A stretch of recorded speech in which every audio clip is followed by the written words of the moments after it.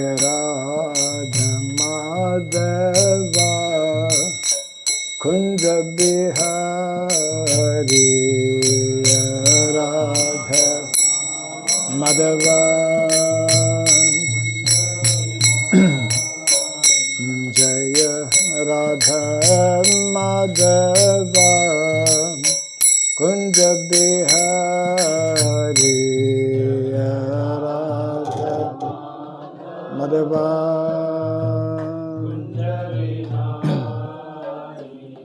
Jaya Gopi Jana Vallabha Girivardhari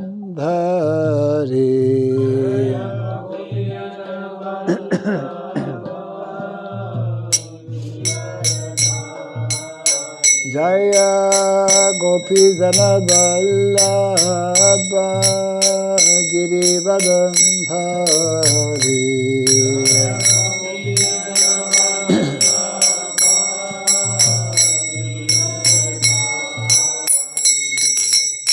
Yashodanandana Brajajana Ranjana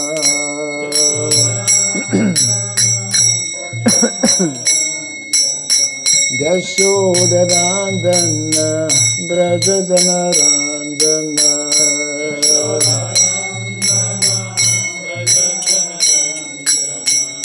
Jamuna Tira Vanamchari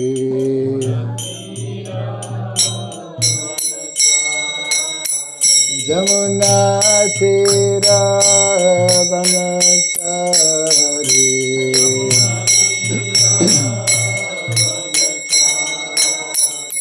Jaya Radha Madhava Kunja Bihari Radha Madhava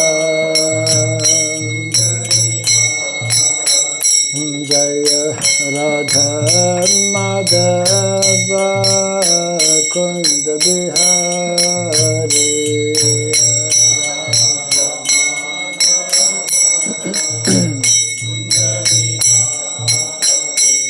Jaya Gopi Jana Vallabha Girivardhari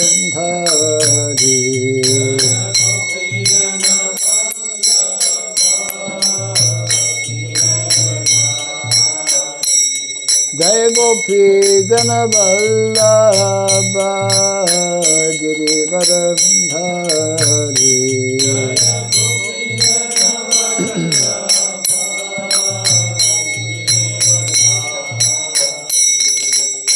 Yashodanandana Brajadana Ranjana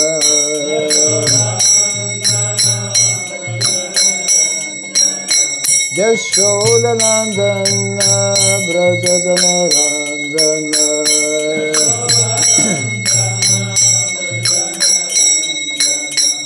Jamuna Tira Vanachari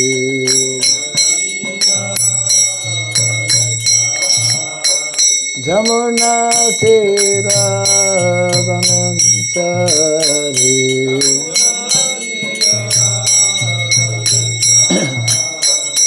Jaya Radha Madhava Kunja Bihari Radha Madhava Jaya Radha Madhava Kunja Bihari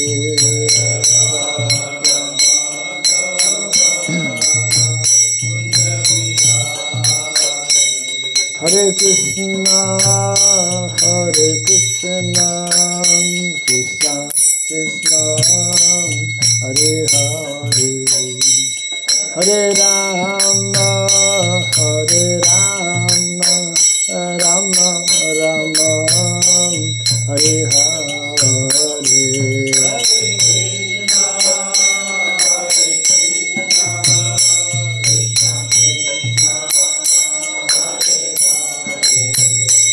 Hare Rama, Rama Rama, Hare Hare Krishna, Hare Krishna, Krishna Krishna, Hare Hare, Hare Rama, Hare Rama, Rama Rama, Hare Hare, Hare Hare Bolo.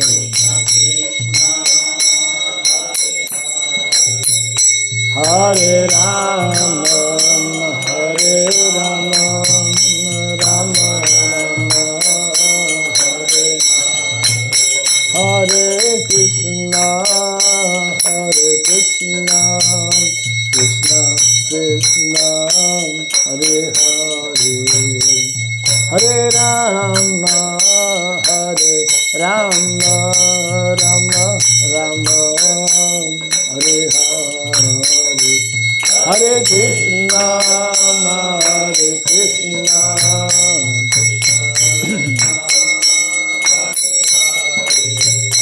Hare Rama, Hare Rama,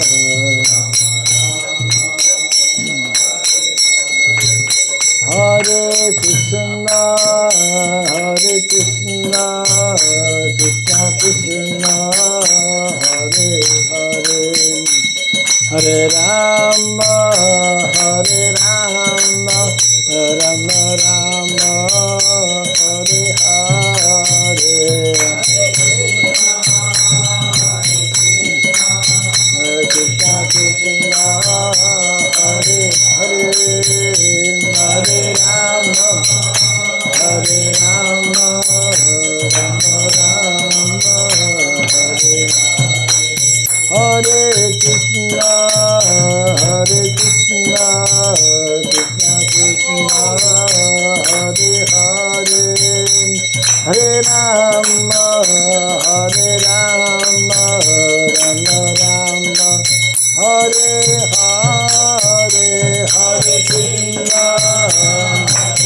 Hare Hare Bol. Hare Rama, Hare Rama, Rama Rama, Jaya Radha, Madhav Radha, Madhav Radhe,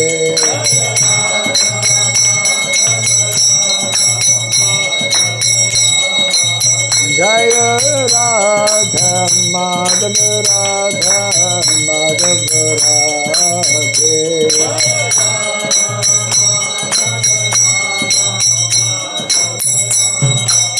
Jaya Radha, Vrindavan Chandra Radha, Vrindavan Chandra Radhe,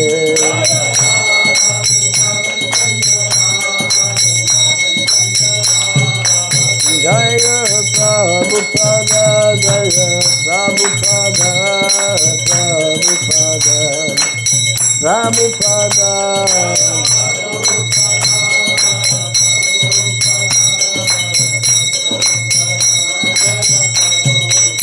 Prabhupada, Prabhupada, Prabhupada, Prabhupada,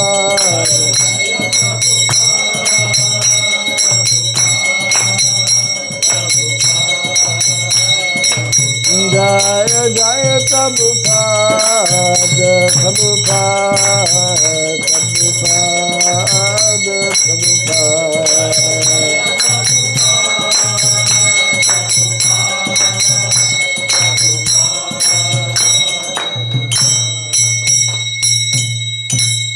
Gaur Pimanande.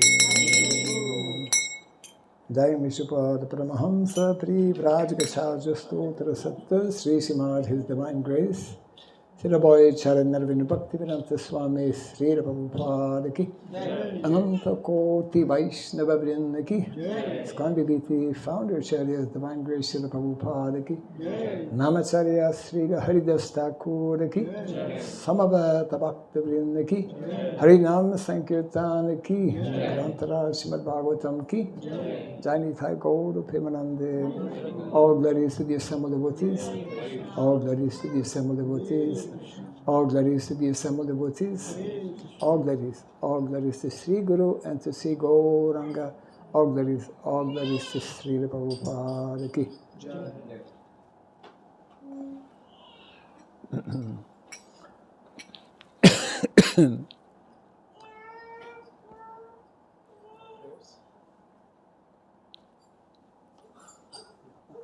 If you can mention what the program will be a little bit. Yes.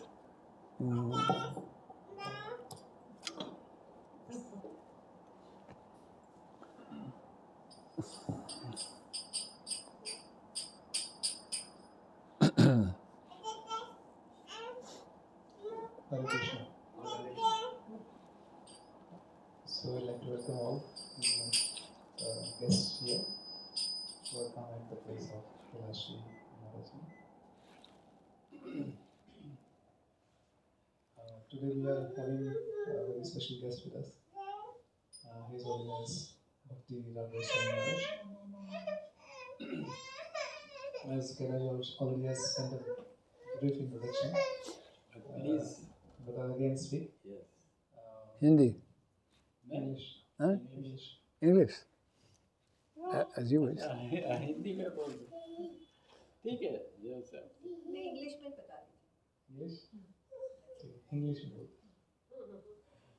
So, Maharaj is born in the French Canadian Roman Catholic family in the province of Ontario, Canada, North America.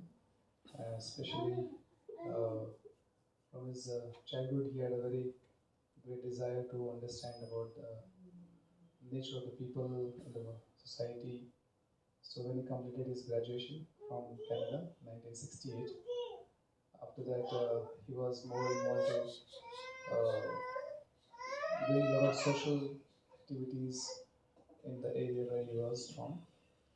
And from 68 to 74, Maharaj was very actively involved in social activities, helping people.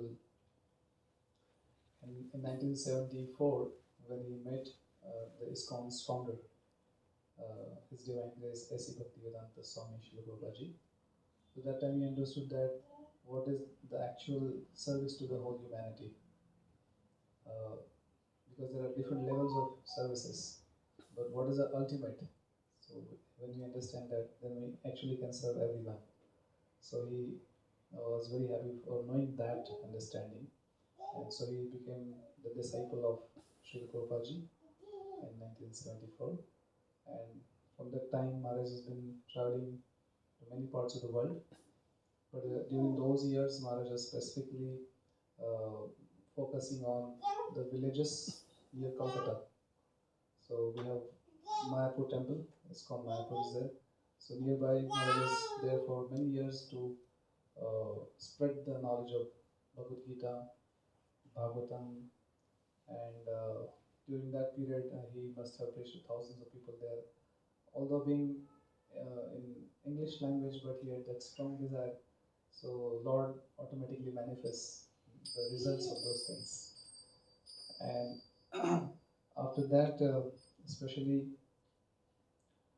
Maharaj also was very much a pioneering person for starting rural communities in Indonesia from 2001 to 2004.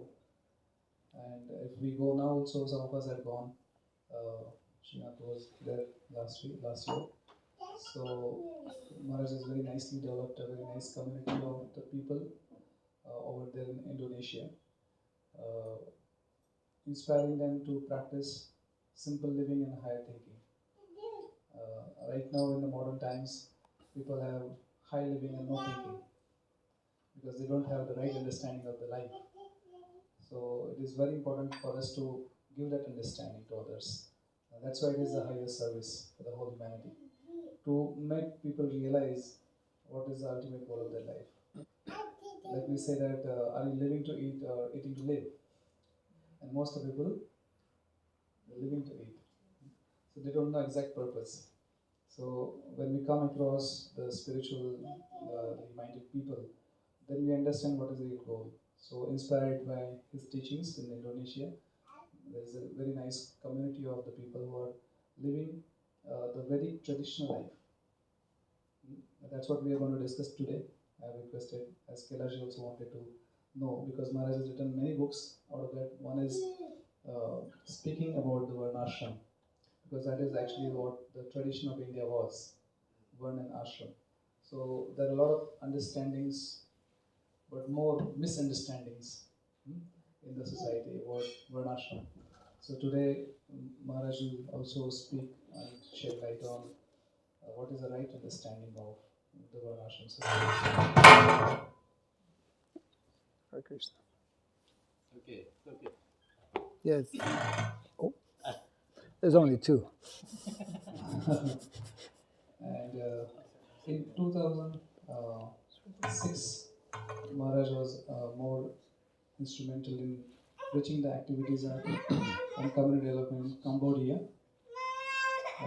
where he developed global Varnashram educational social cultural organization, and that was actually mainly to spread more into the on the international level, and also Maharaj is more instrumental in spreading the knowledge of how to make Vrindavan village in our life and the places where we live. And also, I'd like to mention about special recently, like when we generally uh, pass the college, then we are relieved over we are finished with the education. But Maharaj has been now also. Maharaj was born in 1946. Now he's 78 years old. We can't imagine that at this age someone can travel all over the world and such a vigor to spread. Recently, in 2023, Maharaj got PhD. Oh, wonderful. And you'll be surprised. Very inspiring. Huh? Very inspiring. Yes, yes. And you'll be surprised because most of Indian people they are always dreaming to do PhD in the foreign countries. But Maharaj especially took uh, the topic of his PhD was the village tradition in India. And he selected 108 villages in India, and he was traveling to those villages, and he used to request whichever place he'll go, he'll request the main village person, sarpanch or someone, and then they'll make an arrangement for him to welcome with bullock cart. Traditional. Traditional. Yeah. Great. So that was what he was studying, and last year he got this PhD and the Vedic culture, and that's what Maharaj is more focused on. And also, I was just sharing to Maharaj about Kailashji that Maharaj asked, "Where am I going?" So I want to know,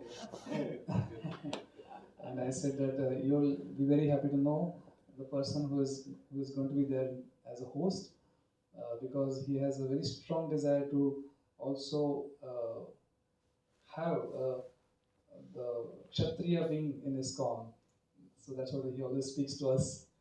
And Maharaj is, one of the very much deep studies about Varnashram. It has Brahmana, Kshatriya, Vaishya, Shudra. So I was just sharing about you to Maharaj. We just are coming back from Sri Shivaji Maharaj's fort today. Okay. Today we went to Purandar Fort because last 4 days Maharaj was in Saswat. Okay. And we traveled to many local villages near Saswat. So I was very happy to see that in actual life. And you'll be surprised, especially Kailash always feels that we should have that vigor in our life. So I always see that it's a personal inspiration for me, the life of Maharaj. Why? Because the soldiers of our military of any country, they're always on the border to protect the people living in that country. So these soldiers are called as the soldiers to protect our body. Beyond that, they have no knowledge. Right? But here is an example where not only Maharaj is giving the knowledge and protection about the body, But he himself has shown by an example, being a soldier of Lord, because in 1983, those period, when he was living in Kolkata, Mayapur temple, that time Mayapur temple was just getting into construction phase. That time a lot of local Muslim people used to attack our temple and devotees. So one of the days where a lot of big gang of Muslims they attacked temple, and so Maharaj was one with great courage in his heart, not considering about what will happen to him, but he was holding the murtis of Lord Krishna so that it will not be touched by them. And fearlessly he was facing all those people. He also fought with them. But during the fight, when he was holding, those people had the grenade, threw on him. So he lost his leg because of that. Oh my God. So, but we can see that the Kshatriya spirit in the heart, that he was, actually it's very difficult because we may practice spirituality, but we may not, because the body is very dear to us. But we see that one who has understood the value of the Supreme Lord. So we have heard that some people have laid down their life, but I can say here is an example who was ready to lay down his life. And that's what, and during this same year, 1985, Maharaj took sannyas. So the fourth order of the Varnasrama system. From that time, Maharaj has been spreading the knowledge of Bhagavad Gita and Bhagavatam and Vedic literatures. So generally, when we have any program anywhere, we always welcome the guest in our traditional life by saying 3 times Hari Bol. So we'll also welcome Maharaj by raising your hands. Hari Bol, Hari Bol, Hari Bol. His Holiness Bhakti Varnasrama Maharaj ki jai. We only hear about such brave souls. Now we're actually meeting and Yes. pranam. Yes. It's only been in history books. Actually, today Maharaj was supposed to give a program in the camp temple in morning, and there was an invitation for Maharaj in Kolhapur, and so he asked us that because morning was there, evening was here, so which one you want me to give? So means this program would have got cancelled, but I requested that Maharaj we can drop the temple program, but you can come here for giving the association. So he agreed for it. आप सबका भाग्य है. Okay, Hare Krishna. Thank you so much.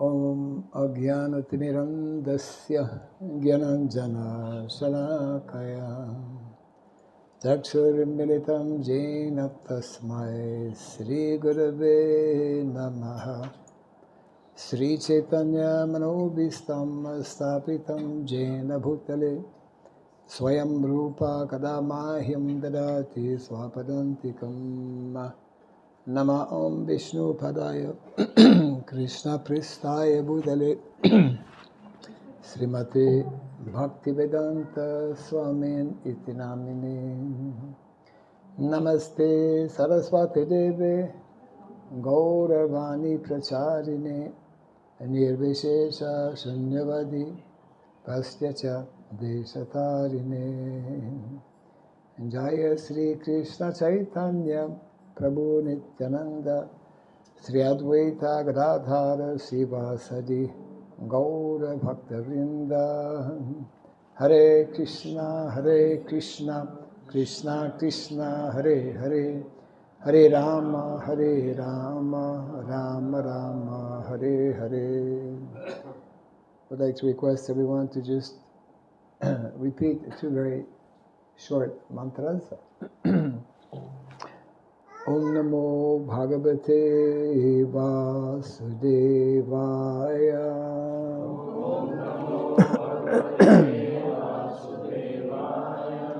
Om Namo Bhagavate Vasudevaya.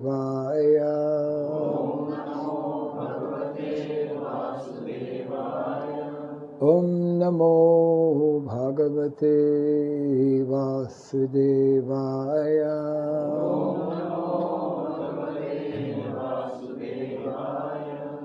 Om Sarabhyay Namaha.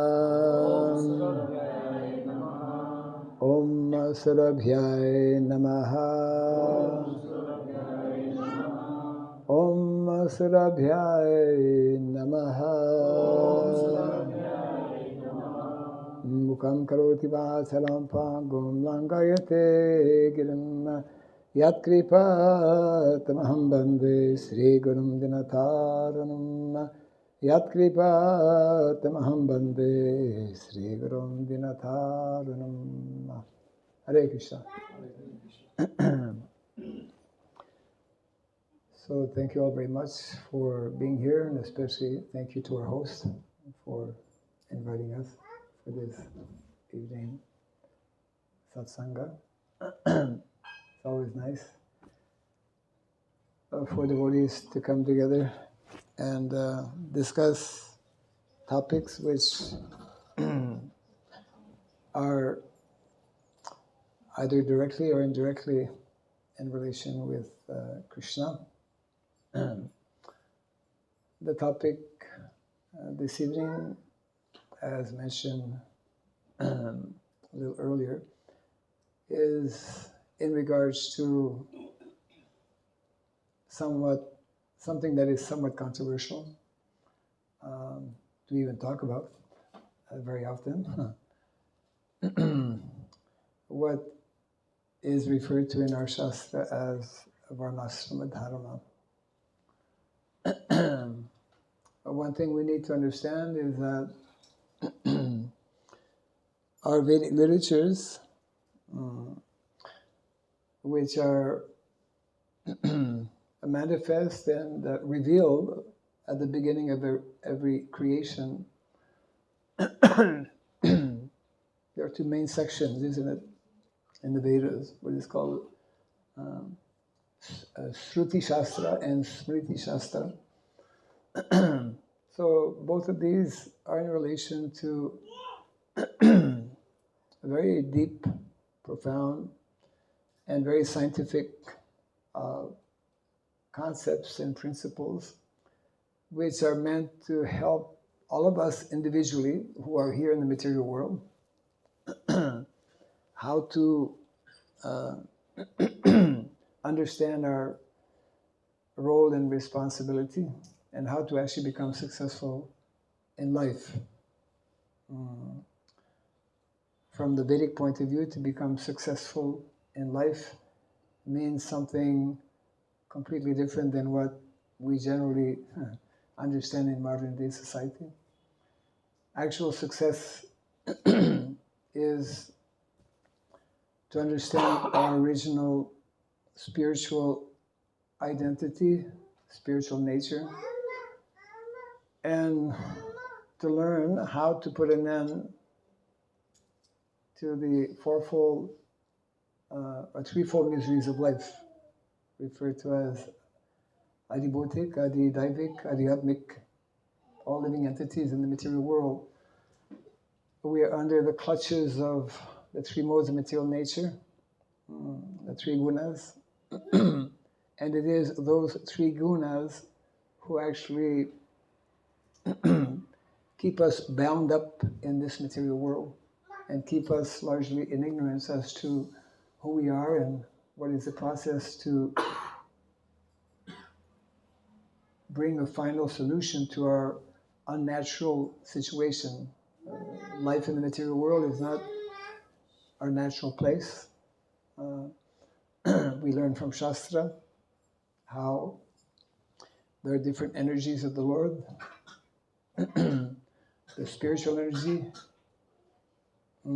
which is referred to as Daivi Prakriti, and which is in the eternal abode of Vaikuntha Loka.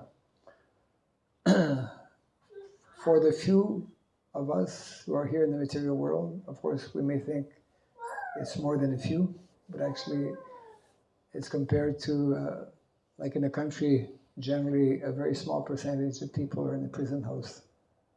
Most people are not in prison. So a little bit like that, everyone in the material world is in the prison house of Durga Devi. And we are suffering. All of us, we don't want to suffer. We don't like to suffer. We don't plan to suffer, but it comes. And whatever plans we make to prevent that suffering from happening may delay, seemingly, but ultimately, by the laws of nature, Rampani, Jai. Yes, thank you. Very good. Yes. लवंग दे दें स्वामी हाँ लवंग भी दे हाँ yes दो लवंग yes very kind of you, thank you. Yeah. So Krishna has actually created a system which, although it is a material system, it is because whatever is created by Krishna, the Supreme Personality of Godhead, being perfect and complete, whatever he creates is also perfect and complete. So for those living entities in the material world, he has established a system which will facilitate, which is meant to facilitate and help us actually ultimately develop spiritual qualities, understand our spiritual identity, and gradually make progress so that we can, once and for all, put an end to this seemingly never-ending cycle of birth and death, isn't it? Samsara, the wheel of samsara, which is described in the Shastra. So because all of us in the material world are connected with these modes of material nature, this is explained in the Bhagavad Gita, basic knowledge of Bhagavad Gita, basic tattva. One of those tattvas or realities is what is called prakriti. Prakriti. Yes. Can be here. Yeah, it's okay. Thank you. Yeah. So prakriti actually is the material nature, which is made up of these three modes of nature. Tamagun, Rajagun, Sattvagun. And unless the living entity cultivates transcendental spiritual knowledge, one cannot understand how to deal with these modes of material nature. So therefore, the system of Varna and Asrama, which nowadays has become, in so many ways and since many centuries as well, the system of Varna and Asrama has become very perverted, very, we could say mutilated. But if we take a little bit of time to understand the basics of what is the system of Varna and Asrama all about, we can gradually begin to understand how this is the chosen system described in so many places in the Shastra, advocated by so many great personalities like Srila Narada Muni, advocated by the Supreme Personality of Godhead, Krishna himself, both in the Bhagavad Gita and Srimad Bhagavatam. And nowadays in our modern system means since the last 2 centuries approximately, since the Industrial Revolution, since the French Revolution, we continue to see also major deviations actually from that, what is meant to be more natural system. To help us understand about the Varnashram system, it's helpful to think about the small village of Vrindavan village. It is in that Vrindavan village that 5,000 years ago, Lord Krishna and Balaram and the other residents of Vrindavan lived a very simple lifestyle, focused on the primary goal and objective of life, which is, again, according to Shastra, self-realization. Atato Brahma Jigyasa, the first aphorism of the Vedanta Sutra. Atato Brahma Jigyasa. Now that we have acquired this human form of life, I remember when I visited for the first time a Hare Krishna temple on the Sunday love feast. The speaker was making reference to this Atato Brahma Jigyasa. I thought it was genius because I was somewhat inquiring. So this is the unique opportunity that we have actually in this human form of life, not available in other species of life, where everything is based on meeting the demands of our senses.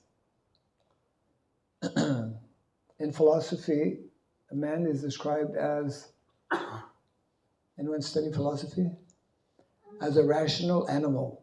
As an animal, but an animal with reason, with the ability to make important choices.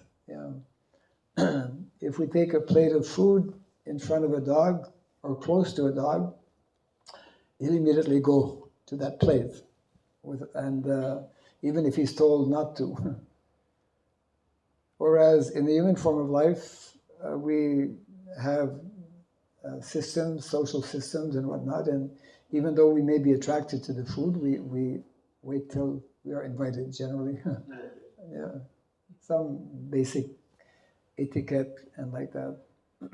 So human form of life, it is that unique, out of 8,400,000 species, it's only in the human form of life that we can begin to develop this higher consciousness in terms of who we are and why we're suffering. Animals, they suffer. They have no idea why they suffer, and they have no idea how to put an end to suffering also. But the unique quality in the human form of life, we can begin to understand why is it that suffering is coming, and how can I stop this? Why is it that I have to grow old and eventually have to die? Although I don't want to grow old, I don't want to die.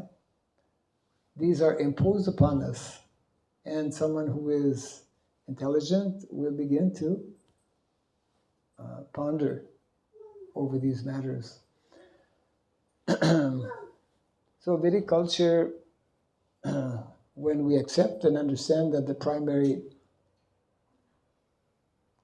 goal is to develop this higher consciousness, this consciousness above the bodily platform,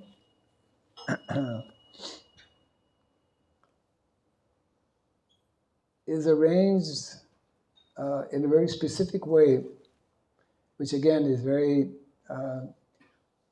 I would say, not immediately so easy to understand.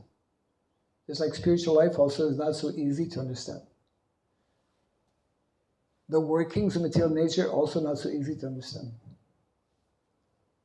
So Vedic culture is based on 4 sciences, which today are not taught in our educational systems. These are the 4 standard sciences that make up a society.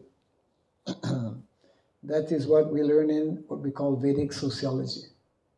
Society is made up and meant to be arranged in such a way that all our different needs and necessities of life, both material, because we have a material body, we live in the material world, and beyond this material body, we are that soul, the spirit soul, this higher consciousness. So these four sciences are referred to as Chatur Vidya. When we know about these sciences, then we can more easily mold a society based on the system of Varna and Asrama. And you'll be able to understand easily, as I just very briefly introduced these four sciences. The first is referred to as Anvikshiki, the science of philosophy, which is also further divided into Sankhya, Yoga, and Tarka. Yes. This is just a very brief introduction. It goes much into various deep subject matters. So this is the beginning. This is meant to be the beginning for all human beings, actually, to know at least basics in terms of philosophy of life. Who I am, what is this world all about, what is the goal of life, where do I come from, where will I go? You know, these perennial questions that mankind throughout the ages has been asking. So the science of philosophy is helping to build the foundation for the other three sciences. And without that first science, we cannot properly grasp and understand the other three sciences. So the second of those four sciences is called Trayi, the science of education, which is meant for Brahmanas. Because Brahmanas are the intellectual class, and in any society, at any time in the world, there's always going to be some individuals who are more intellectual. And that's based, of course, on the law of karma. We are all born based on the law of karma, influenced by these three gunas, modes of material nature. Those who are more in the mode of goodness, they are generally within the category of Brahmanas, those who are more intellectual. So the science of education, Trayi, is the second of these four sciences. The third science is called Dandaniti. You'll be happy to know. Dandaniti, the science of politics, which is meant for Kshatriyas.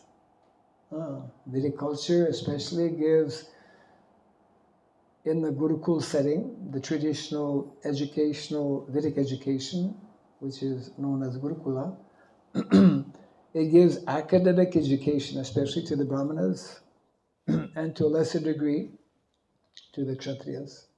So that is Dandaniti, the science of politics. The fourth science is called Varta, the science of economics. Because without economy, we cannot function properly. Now, for each of these, Vedic knowledge and Vedic culture has very specific information and knowledge. I'll take one example. There are two that are especially more easy to understand.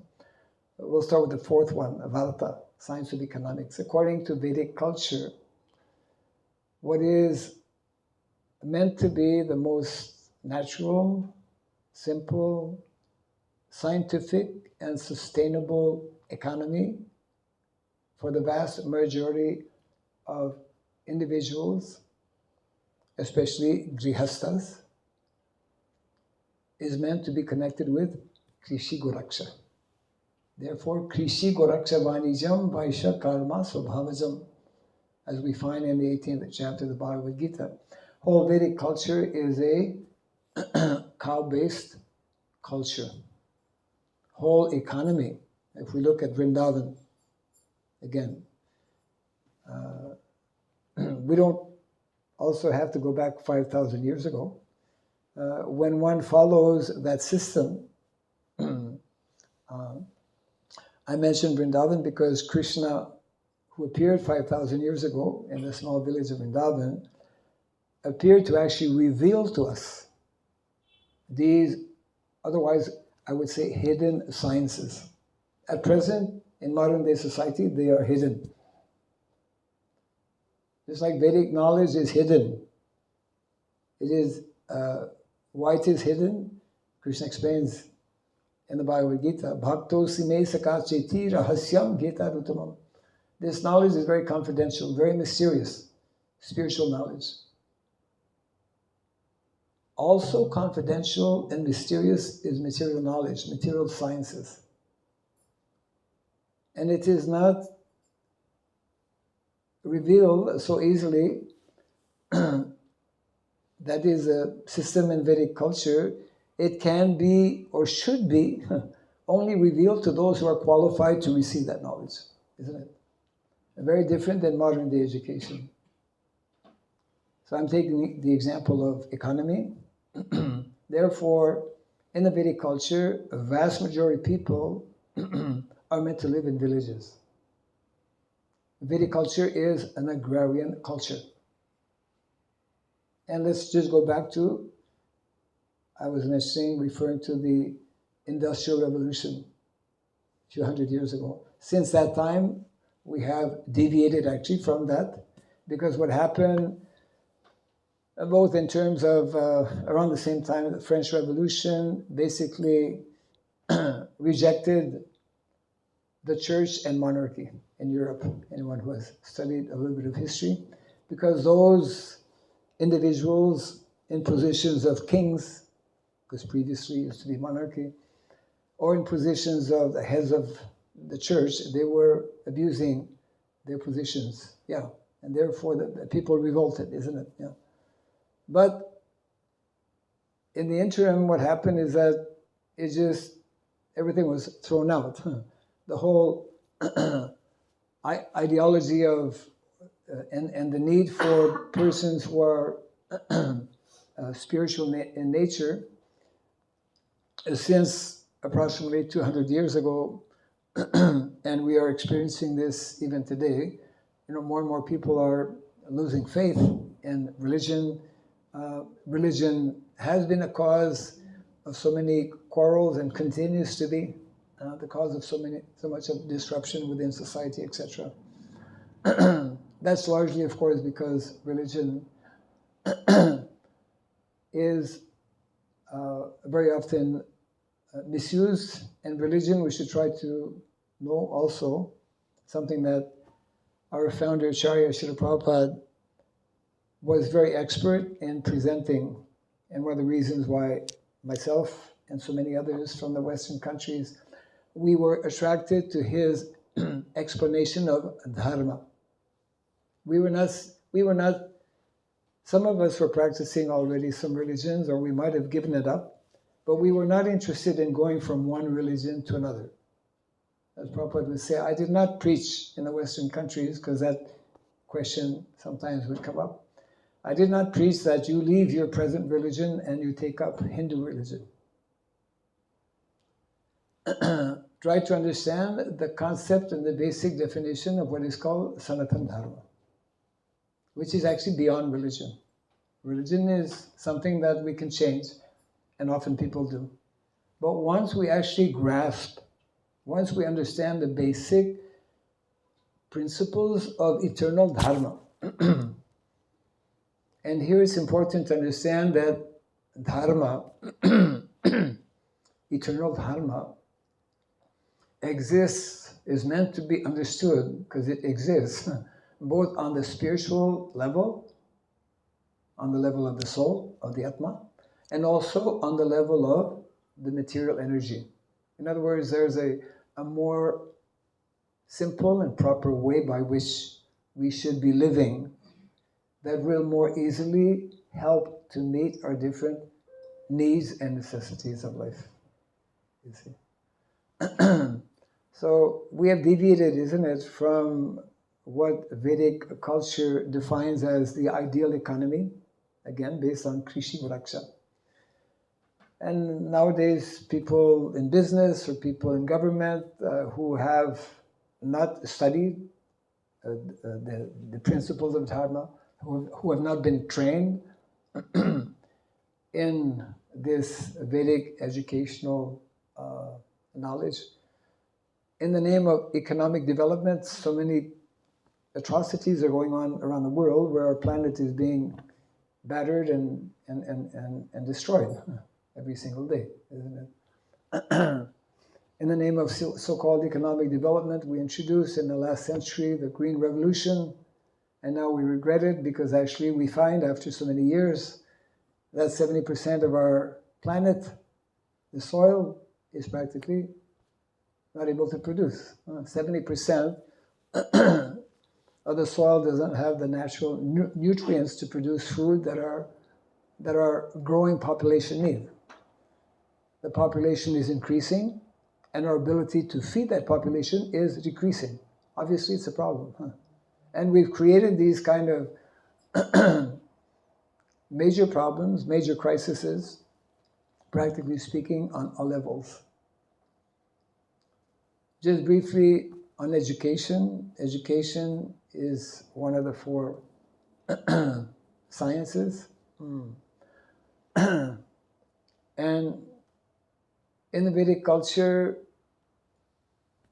academic education, I mentioned briefly a little while back, is meant for those who are having a natural ability and natural inclination and interest to study. That's not everybody. It's actually rare to find somebody, like we call it like a bookworm, somebody who can sit down at one place without falling asleep and hold a book like this and go through and understand. It's very rare. Which means that actually those who are meant to be what is called brahmanas, brahmanas are those primarily in the mode of goodness who have these different qualities that are described in the Bhagavad Gita, who can control their mind, their senses, who are dharmic by nature, who are patient, etc. Then they're the ones who are meant to give general guidance, both spiritual as well as material knowledge. They're meant to be the natural teachers in society. And nowadays, in modern day society, again, we can trace it back very easily, very clearly to these two historical events. So we don't basically have natural leaders in society. Vedic culture emphasizes the need, the importance, the absolute necessity of training individuals who will be natural leaders. Who are the natural leaders? Within the Varnasrama system, they are referred to as the Dvijas. The Dvijas means those twice born. By nature, Brahmanas, Kshatriyas, and Vaishyas. By nature, they will care for subordinates. Brahmanas will give knowledge because they have studied for many years. They have good brain. They can understand things. And they can help people in so many ways. Again, both spiritually and materially. Kshatriyas are absolutely necessary in society to actually, in our Vedic culture, we don't only speak of qualified kings, Raja, but we speak of Rajarshi, Rajarishi. Vedic culture, someone to be a leader in a country must be both materially qualified as a king and also spiritually qualified in the science of Dharma. That's called Rajarshi. Evam parampara praptam imam Rajarshehu vidu. Krishna explains to Arjuna, because you're my friend, because you're my devotee, And because you are in a position of leadership in society, I'm sharing this knowledge.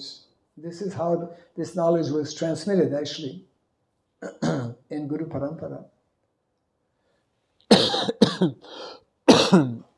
Three main activities of Kshatriyas: protection, physical protection, protection not only of human beings, but also protection of Praja. King is known as Prajapati. So Praja means anyone, any living entity born in the country is my Praja. Not only people who happen to be born in the human form of life. Animals are also Praja. They're also citizens. So therefore the defect that we have today in modern day society, because we're lacking this knowledge, those in leadership position are not having this proper knowledge, therefore we have this discrimination. We try to give protection to human beings, and simultaneously we send animals, including the cows, to the slaughterhouse. This is not Vedic. This is not in keeping with Vedic teachings. So protection, administration, that's where the system, social system of Varna and Ashrama is primarily the responsibility of Kshatriyas. So therefore our founder Acharya Srila Prabhupada, he wanted that ISKCON as a society and that we as individuals reintroduce. Prabhupada made the following statement: one of the purposes of the Krishna consciousness movement is to bring a complete overhaul in society. It's like when your car, the engine is gone, you need to change your engine. You need a complete overhaul. Those are drivers, no. So society actually needs presently a complete overhaul. And then Prabhupada mentioned specifically, and therefore there is a need to revert to the scientific traditional system of Varna and Asrama. But that requires some time, that requires some training and some education. Obviously, it's not something that can or will happen overnight, but we should know that those who follow Shastra, those who believe in Shastra, in particular Bhagavad Gita and Srimad Bhagavatam. So the Brahmanas are the natural well-wishers, actually, of all living entities. They provide spiritual knowledge, they take care of temples, they engage in preaching activities, etc.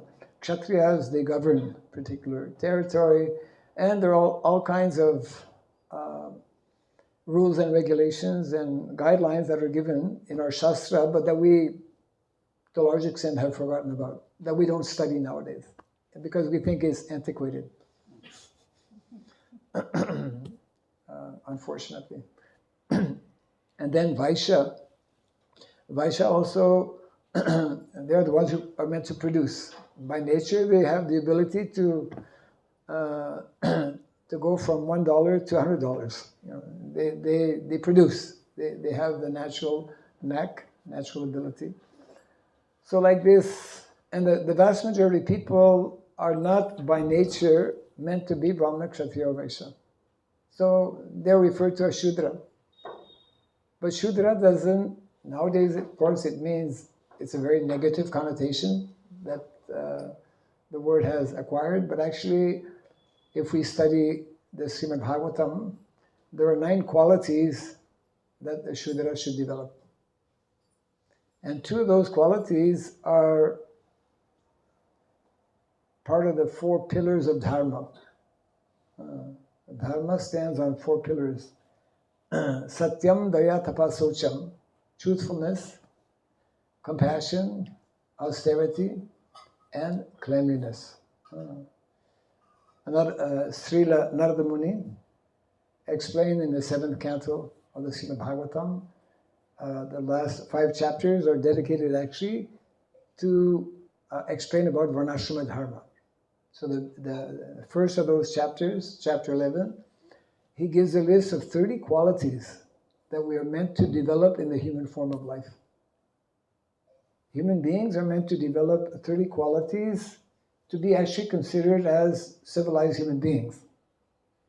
And the first 4 are the ones I just mentioned: Satyam, Daya, Tapasucham. And Shudra is meant to have especially the quality of Satyam, truthfulness, and Shaucham, cleanliness. You know, if we hire somebody or somebody is helping as a servant in our home, well, one of the main reasons we have someone is to help keep the house clean. If he doesn't have that quality, then he won't be a good, he won't meet the purpose there. So maybe just to wind up a little bit on this, our more recent acharyas have added the word Daiva, Daiva Varnasrama. There's basically 2 forms of Varnasrama. Varnasrama exists today. It can never not exist because the modes of material nature always exist. But when it's disconnected with spirituality, when it is disconnected with transcendental knowledge, then it is, we could say, the perverted form of Varnasrama, which is referred to in Shastra as Asurik Varnasrama. So there is Daiva Varnasrama. Daiva Varnasrama means divine culture, where regardless of our position, regardless of our social position, as Brahmana, Kshatriya, Vaishya, Shudra, we are all focused on the same goal of life, which is to strive for self-realization and to engage in devotional service to Krishna. When we put Krishna in the center, when we say Krishna, we mean God. Krishna, as the Supreme Personality of Godhead, if within the system of Varna and Ashrama, he becomes the focus and the center for everyone, then there will be harmony. When that focus is not there, there will be disunity, there will be competition, there will be clashes. And that will create naturally havoc in society. So therefore, every member in that system of Daiva Varnasrama has an equal opportunity to make spiritual advancement and actually to go back home, back to Godhead, because actually that's the goal. To completely wind up our miserable condition in the material world. Would everyone agree that we have a miserable condition in the material world? Generally? Yes. I mean... Yes. Material world is sanctified as Dukkalayam Shasvatam. It's a place of distress. Mrityu Loka, isn't it? Yeah. And no one can escape. So therefore, that system, within that system, every single member, when that consciousness is developed, has the equal ability and opportunity to become self-realized and to actually qualify to go back to the spiritual world and to put an end to one's miserable condition. Isn't that wonderful? I mean, that's what, whole Vedic culture is teaching us, that there is a process, there is knowledge to be acquired, and there's a unique process which will bring us to that level whereby we will not again have to come back to take birth in this material world. And that is explained by our Vaishnavacharyas by the process of awakening what is called bhakti. Because by nature, we all have that propensity, we all have that desire, that natural need to love and to be loved, isn't it? It's there in the human species, it's there in the animal species as well. It is the natural quality and tendency of all living entities. But that the perfection of that love can only be realized and found when we cultivate what is called transcendental love, or even beyond transcendental love, what we call devotional love. All of us want to be happy. Majority of people in the material world only know about what is called material happiness. There is such a thing as material happiness, but that is short-lived, and that is not fully satisfying our hanker, our need for full happiness. Not only for full happiness sometimes, but for full happiness all the time. Isn't it? So beyond material happiness, this is described in our Shastra, the Goswamis of Vrindavan, followers of Lord Chaitanya Mahaprabhu, in particular Srila Rupa Goswami, in his very elaborate book called Bhakti Rasamrita Sindhu, the science of pure devotional service, explains how by cultivation of this knowledge, by associating with devotees, by chanting the holy name, by reading Srimad Bhagavatam, Bhagavad Gita, etc., by living in a holy place, by making our home as like a holy place, then we can rise above this material happiness and can begin to experience what is called transcendental happiness. Brahma Bhuta na sochati, Brahma Bhuta prasanatma na sochati na kanchati. Krishna explains in the Bhagavad Gita. No hankering and no lamentation. But actually that is not the end of all. Above transcendental happiness, which is called Brahmananda, there is another level which is actually that full, complete, eternal level of happiness, that is devotional happiness. Premananda. Premananda. Pure love, which is meant to have the characteristic of ahaitukiya pratihata. Sabai pumsam paro dharmo jato bhakti ratho saje ahaitukiya pratihata yagatma suprasidati. In order for the atma, for the soul, and for that matter also the body, for the body, for the mind, for the soul, suprasidati, to be completely satiated, to be completely satisfied, we must learn about and engage in what is called unmotivated and uninterrupted devotional service to Krishna. That is the Param Dharma for all of humanity. That is in the very beginning of the Srimad Bhagavatam. That's why Srimad Bhagavatam, every single family should have one set, full set of Srimad Bhagavatam. Bhagavad Gita, it's easy enough. There's only 700 verses. Some of our Gurukul boys, actually last year, during Gita Jayanti, he actually memorized all 700 verses, and he's in the Guinness Book of Record, actually, because he did that within 55 minutes, I think. Without looking, right? 700 verses, Bhagavad Gita. So Srimad Bhagavatam is a little bit longer, is 18,000 verses. I heard many years ago, actually, one of my godbrothers was visiting South India.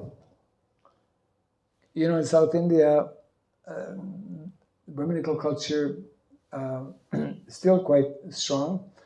And so he met one individual who had actually memorized the whole Srimad Bhagavatam. Yeah, my God. Well, you know, previously people who had the title Trivedi and Chaturvedi, they had memorized those Vedas. It was part of the culture. Nowadays, if we don't have our cell phone, we can't even remember our own phone number.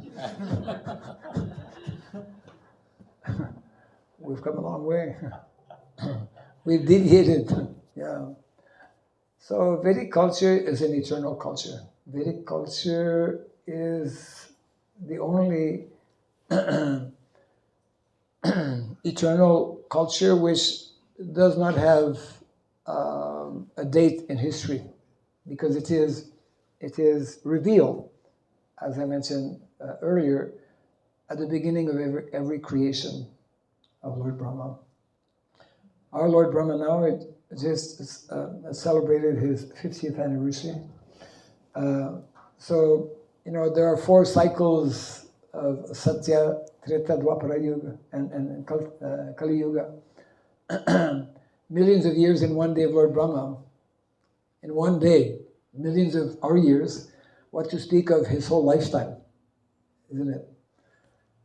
So, when we stop and think about it, most of us in the material world, it's natural to forget because half of the time we are not conscious. We sleep every day, at least 6 hours or 8 hours, some people more.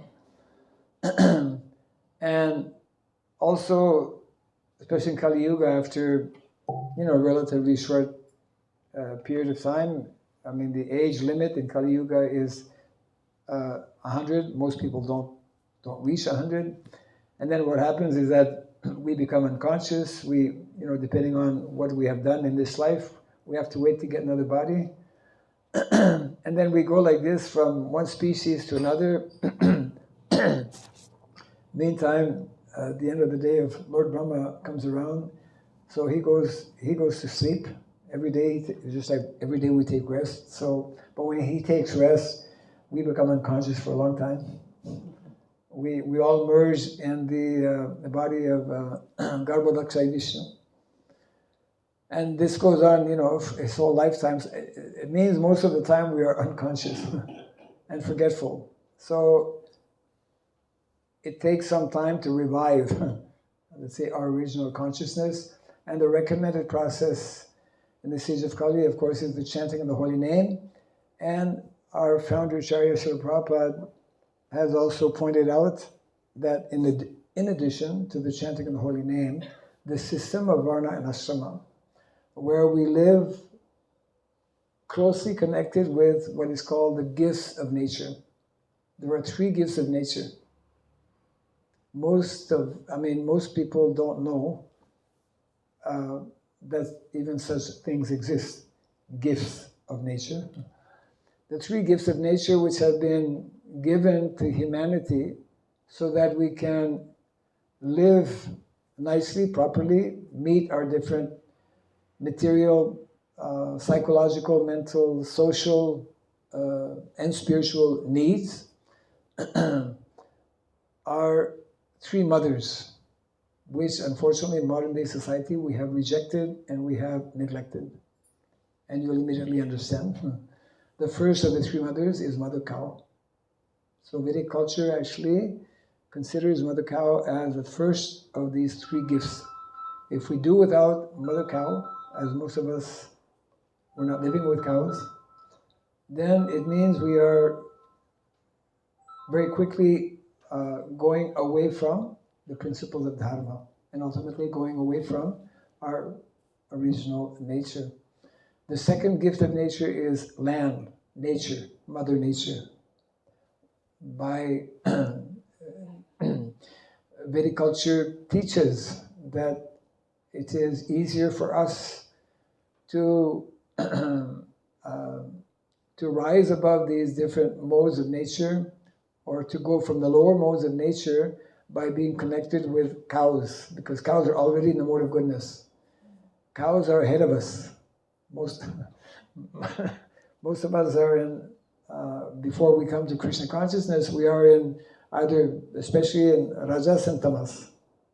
But cows are already in the mode of goodness by nature, because the living entity in the cow, after the cow leaves its body, becomes a human being. That is the law of nature, transmigration. It's not Darwin's theory of evolution, which is known as a theory. We don't believe in such theories, but there is a natural evolution, which is actually in detail described in our Shastra. So when we agreed to live, as most people, even up until just up until a couple of hundred years ago, before the British came actually to India, before, to a large extent, people were in villages.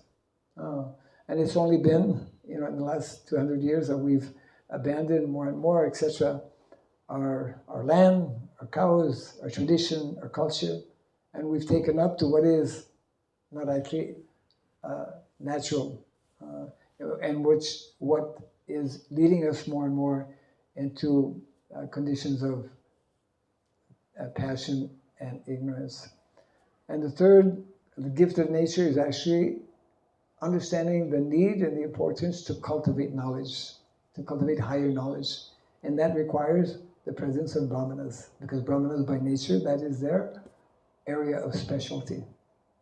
So therefore, Namo Brahmanya Devaya Go Brahmana Hitaya Cha Jagat Hitaya Krishnaya Govindaya Namo Namaha. The whole world actually will become satisfied, Krishna will become satisfied when we take guidance and shelter of cows and brahmanas, because both cows and brahmanas are in the mode of goodness.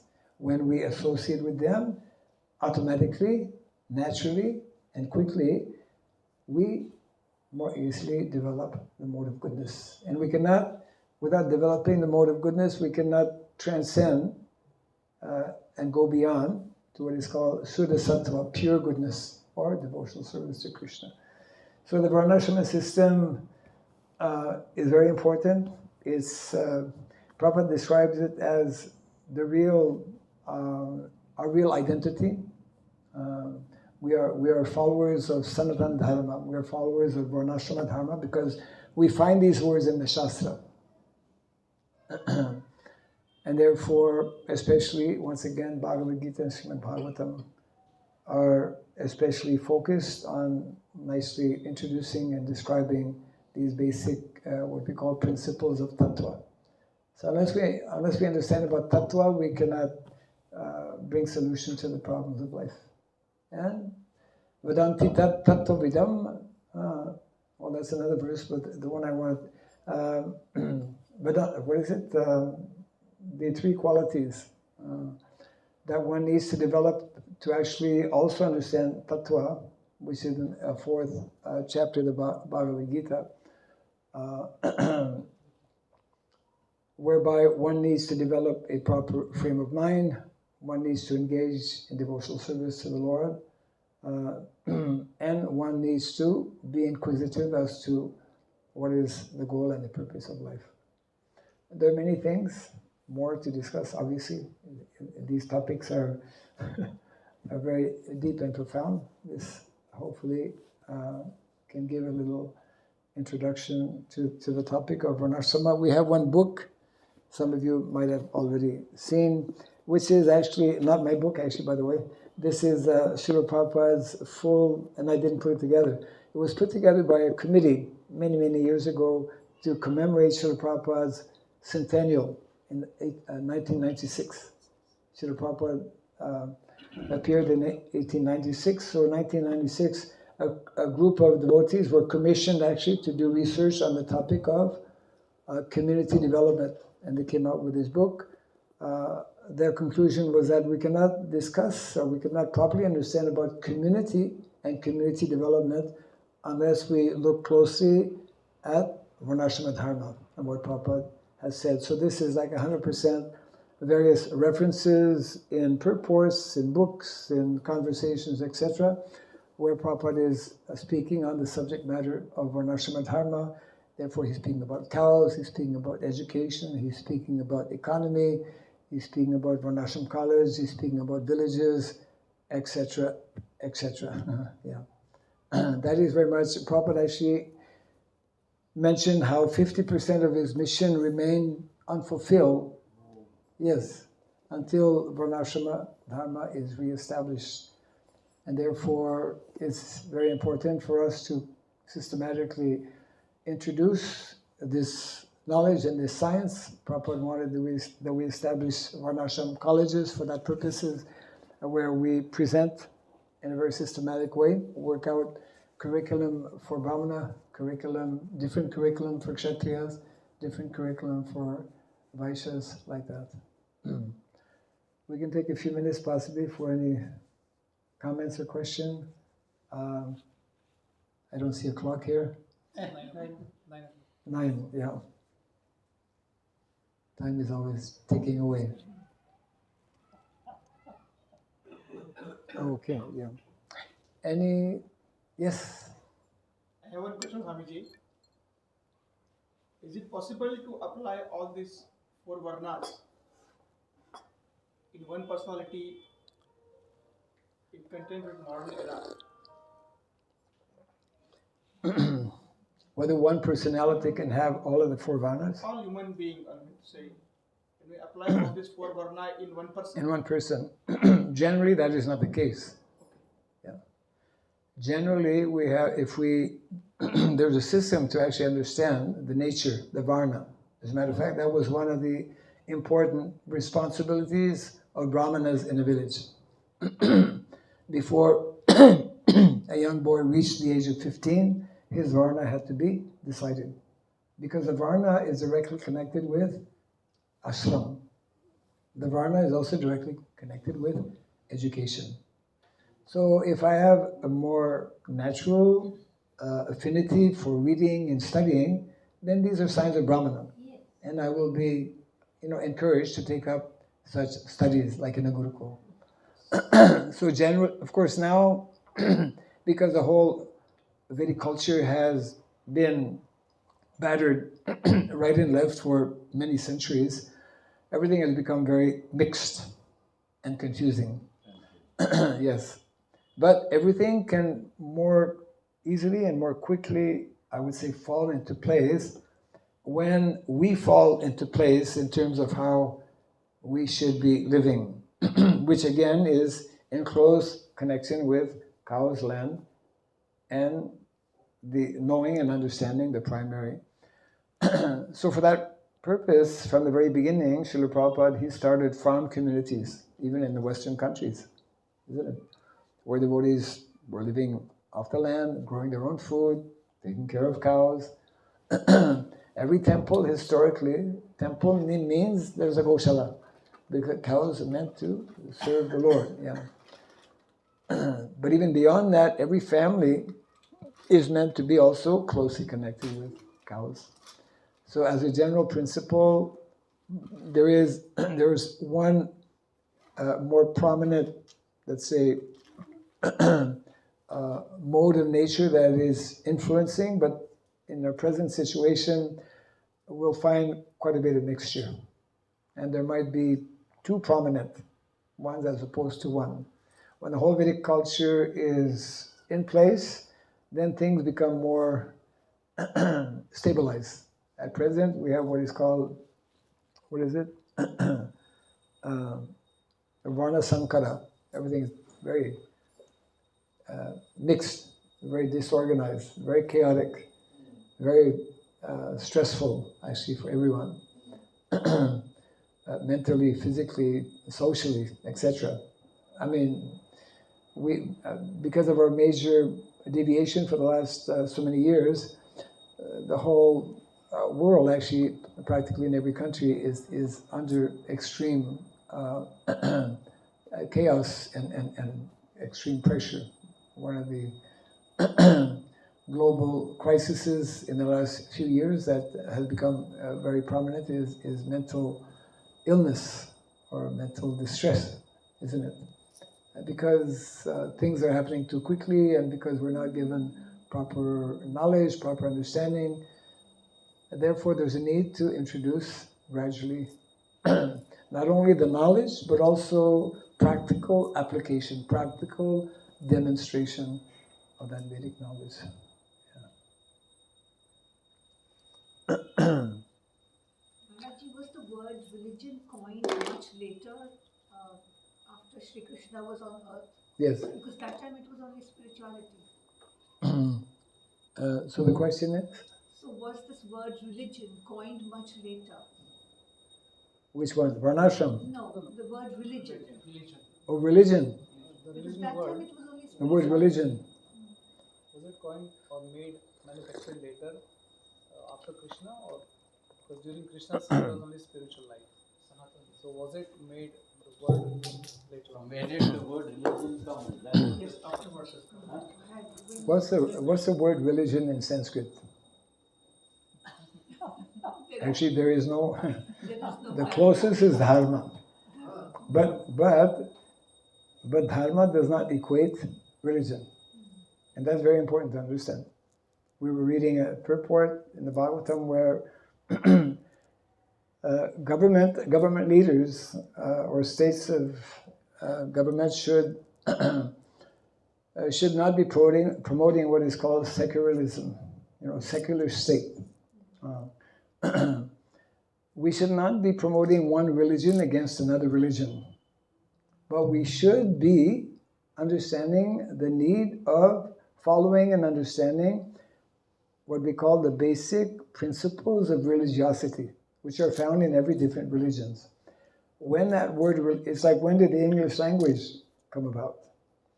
The English language is a language of mlechas. I'm from that background, right? I mean, English language, I don't know, somebody who has studied it maybe can trace it out when it started, but it's very much a deviation from the standard language of Sanskrit and many other languages that we find, especially like in India. Greek language or Latin. When I was younger, I studied Latin, because I went to a Christian Gurukul. I studied in a convent school and we used to have Latin as a second language. There you go. Yes. Like till late. Yes. They used to have, where I studied, they were following the system in Europe. I studied actually in French. My mother tongue actually is French. My mother and father are both French Canadian. But in Canada, it's a bilingual country, so you learn both French and English. But when I went for my secondary level and college, university, there was a very interesting system that they call the cours classique in English, like a classical course, whatever. And in the very first 2 years, Latin was there. Yeah. So you studied Latin, eh? No, I didn't. I was the only boy studying Sanskrit. Oh. There was Latin for the Christians. Oh, Latin for the Christian, yes. Well, there you go. I was a Christian, so I guess I was left with Latin. And you're from India, so Krishna arranged for you to learn Sanskrit. But Sanskrit is the original language, and Kali Yuga is just, Kali Yuga started 5,000 years ago. So I would say that English is within that time frame. Within that time frame. English is not a very scientific language. That's why many people find it difficult to actually learn it. It's not logical. Anyway, I don't want to say too many things about the English language. What about Swahili? It's quite close to Hinduism and India is that place where there are still many close connections and ties. With Africa. Yeah. African language. Yeah, there are different theories how culture, Africa has very ancient culture. I mean, China also. I've not done any in-depth study to kind of correlate or compare who influenced who and what happened over the history. But these different countries are, of course, mentioned in our Shastra also. The idea is that, with the Battle of Kurukshetra, we come to read from Bhagavatam how up until the Battle of Kurukshetra, the world was governed by Vedic culture to a large extent. Not only in India, but beyond India. Because people who came and fought during the Battle of Kurukshetra were from other countries also. Yeah. And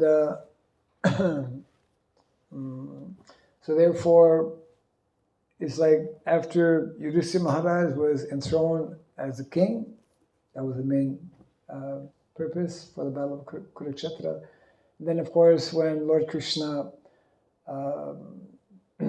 finished his pastimes some 30 years after the Battle of Kurukshetra. And then Yudhishthira Maharaj decided to leave, and then he appointed Parikshit Maharaj as the new emperor. And then that was basically the beginning of Kali Yuga. And after that, mostly we've had kings who are, or monarchs who are not in line with the. As a matter of fact, the names are given in the Shastra, prominent names of various kings, and then at one point it just stops because there are no more qualified kings. And that's, and here we are 5,000 years down the line of, very chaotic situation. Mediocre kings. Huh? Very mediocre. Yes, yeah. Less than mediocre. Much better. Yeah, we could find many words, actually, interesting word. But yes, we have, especially in the last century, in the name of so-called advancement, in the name of progress, in the name of equality, etc., because it's not in keeping with the Vedic teachings. See, Vedic teachings are meant to be the guideline for all of humanity. Other religions are quite just recent. And other teachings, like whether it's the Bible or the Quran or whatever, they have been given for a certain type of people at a certain time in history. They're not eternal teachings like we find in the Vedas. You see, these teachings, they are known as like Bhagavad Gita. Bhagavad Gita is a book of knowledge for everyone. It's not a book of knowledge for Hindus. We're not promoting Krishna as a Hindu god. Actually, the very word Hindu is not even found in the Shastra. What is found is Sanatana Dharma, Varnasrama Dharma. We're followers of these eternal systems. Yeah. So therefore, Srila Prabhupada, he performed a miracle, which is ongoing even today, by introducing this very, highest of all cultures, isn't it, of Sanatana Dharma. He brought that to the lowest, degraded place on the planet in 1965 when he sailed to America. And by the mercy of Lord Chaitanya Mahaprabhu, that message attracted a number of sincere souls. And then over the years, and it continues today, more and more people are coming in contact with the proper understanding, proper knowledge of Bhagavad Gita, Srimad Bhagavatam. And as I mentioned, 50% of Prabhupada's mission is to actually gradually introduce the system of Varnasrama, because this modern system, this modernization that we are part of, empires have come and gone, isn't it? Roman Empire and Greek Empire, Mongol Empire. So our modern, we could call it American Empire, largely. Those who have studied empires, they know that an empire stays approximately for about 200 years, and then it moves on. So we are at the tail end of that 200 years. It cannot continue because it's just simply too destructive on all levels. On all levels. It's insane, actually. Yeah. People in Kali Yuga already have difficulty with intelligence, and now we want to promote additional artificial intelligence. So we're just going in the wrong direction. Yeah. So I highly recommend this book, which is basically quotations from Srila Prabhupada that explains nicely about some of these principles that I tried to briefly present to all of you. The time factor is there, and thank you all very much for being a very attentive audience. Jai Shri Prabhupada, Hare Krishna. Yes.